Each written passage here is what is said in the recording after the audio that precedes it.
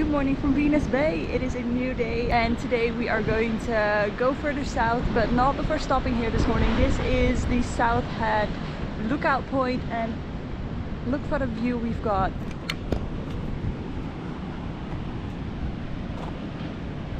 That is absolutely stunning. Now the plan for today, although there's more to see around the area here, I have decided to head down to a place called Coffin Bay. Along the way I am stopping off at Lake Greenlee and Greenlee Beach. We're gonna take it nice and easy. Around Coffin Bay there's a few things that I want to do and want to see, but until then we're gonna take it easy. I think it's about a 2.5 hour drive. The weather's not great. Again, it is so incredibly windy. Last night I slept maybe 2 to 3 hours because it was super windy and the tent started going and leaves and branches were smashing against the tent. Not ideal.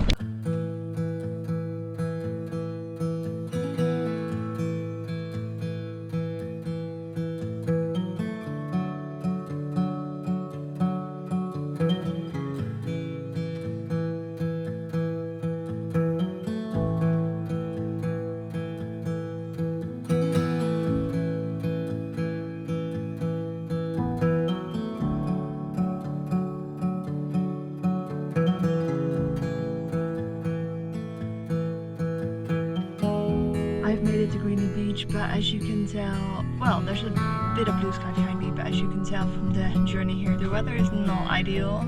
It is pretty, but it's not an extremely special beach. So to escape the oncoming rain, I think I might just head down to Coffin Bay.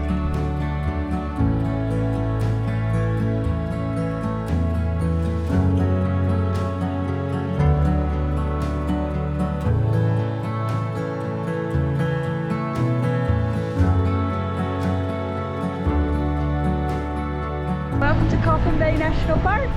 Obviously the universe has decided it is time to start raining again. Why not?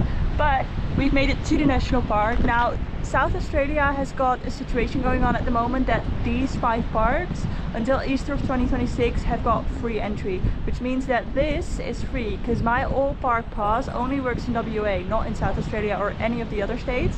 So I would have had to pay about $14 entrance fee, but it's all free. But the view is fantastic. Even though it's raining, even though it's cloudy, the cliffs behind me, absolutely insane.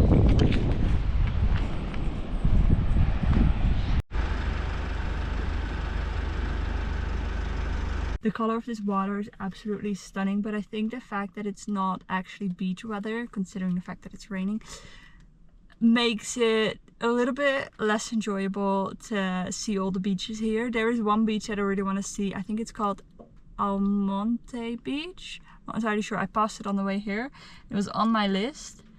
But yeah, looks pretty cool. And it kind of looks, if I look out on that side, like 2 oceans meet. You see that in the middle? That one is definitely another color than that one.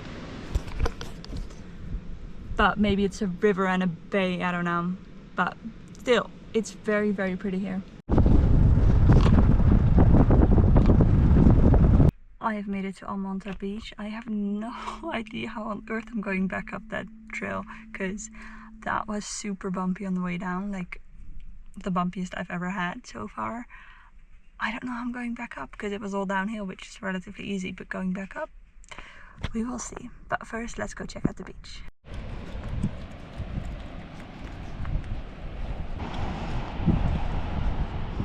Wow, I kind of mentally prepared myself that after Esperance I wasn't gonna see any like stunning beaches anymore, like blue water, white sandy beaches.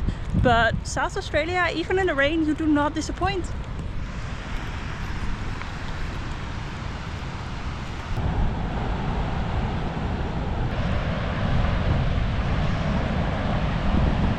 Now, sadly, all of this national park is a no-fly zone for drones. Is a no-fly zone for drones, that's the one I meant. And that means that I can't fly my drone here, but the shots here would have been absolutely incredible. I mean, wow. Really, really cool. There's nobody else here, like nobody else. It's just me.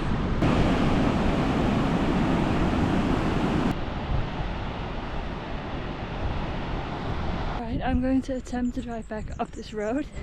But this was pretty much day one of exploring the Eyre Peninsula. There are a few things you can do further up north that I skipped, but honestly I'm not too sad about it. I guess tomorrow we'll head towards Port Lincoln and see what we can find in that area.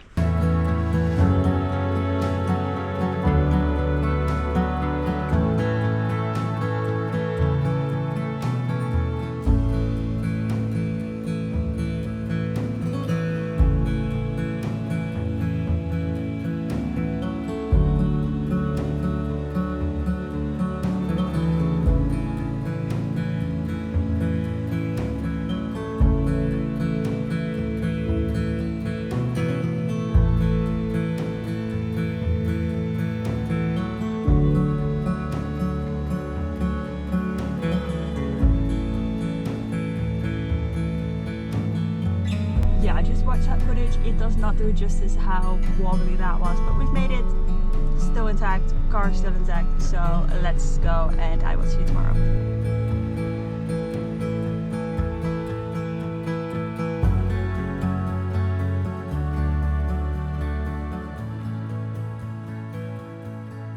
Good morning from the Eyre Peninsula. It is day 3 and I have driven down all the way to Port Lincoln, which is I think pretty much the most southern tip that you can get in this peninsula. I just went to the visitor center to grab some information, and I think the plan for today is to go and visit Port Lincoln National Park, which again is free until Easter 2026. And I think there's a little hike that I might want to do, so let's get going.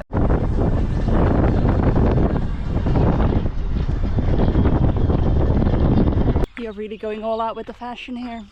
First time wearing the fly net, and oh my goodness, I should have done it way earlier. These flies are like, I get so overstimulated by all of the flies around me, and I still do because I can still hear them. But other than that, they're not on my face and not touching me anymore. This thing is best invention ever. But we've made it to Lincoln National Park, and the hike for today is the Stamford Hill hike. I'm already out of breath. Not a good sign, but I think to go up is 45 minutes. It's quite steep, but then you can do a loop, which is 2 hours, or you can do the same way down. Haven't decided which one I'm gonna do, but got plenty of water, got an apple, sunscreen, so let's just try and see where we end up.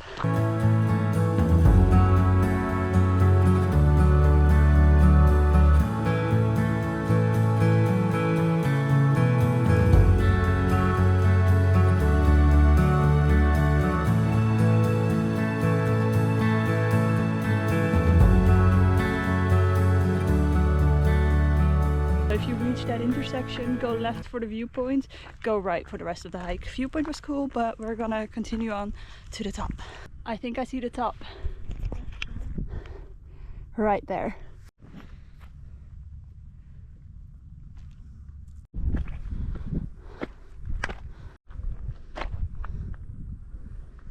So I'm not sure what I did wrong, but according to Strava, it took me 22 minutes and 4 seconds to go up the mountain, which according to the sign it should take 45 minutes, and I spent like, I'd say at least 5 minutes at that viewpoint, so maybe like 15-20 minutes to go to the top.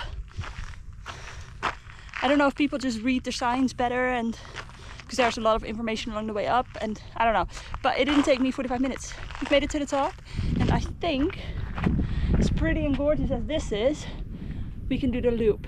And since this didn't take the amount of time that they scheduled for it, I highly doubt that one will too. Let's go.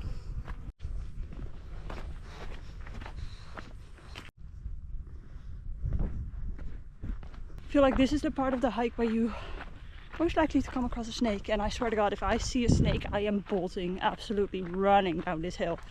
And given the state of the trail, I don't think many people choose to walk here because it's not very well maintained.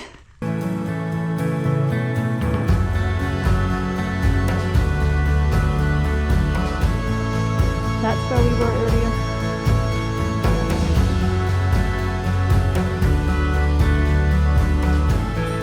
Wow, this is absolutely stunning.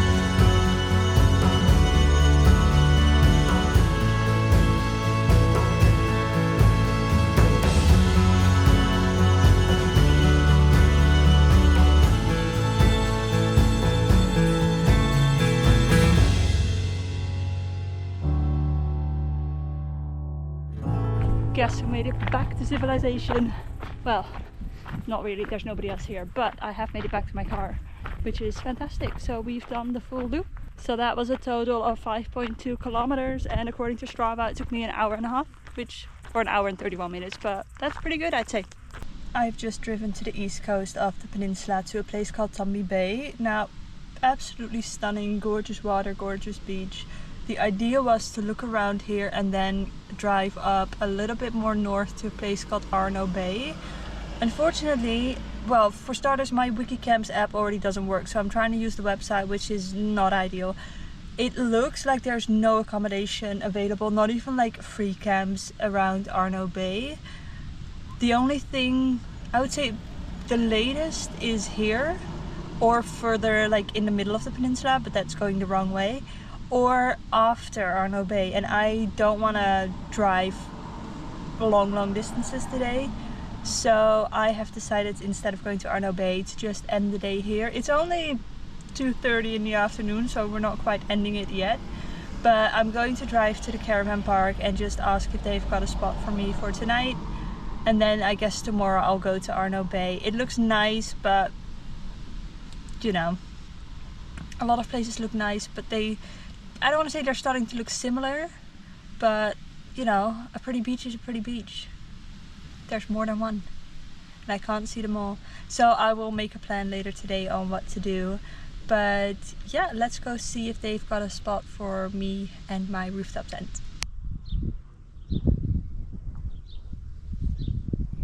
I think that'll be it for my time here in the Eyre Peninsula. Arno Bay, I might do it tomorrow, I might not. If I do it, this is what it looks like. If I don't do it, there's nothing here to see.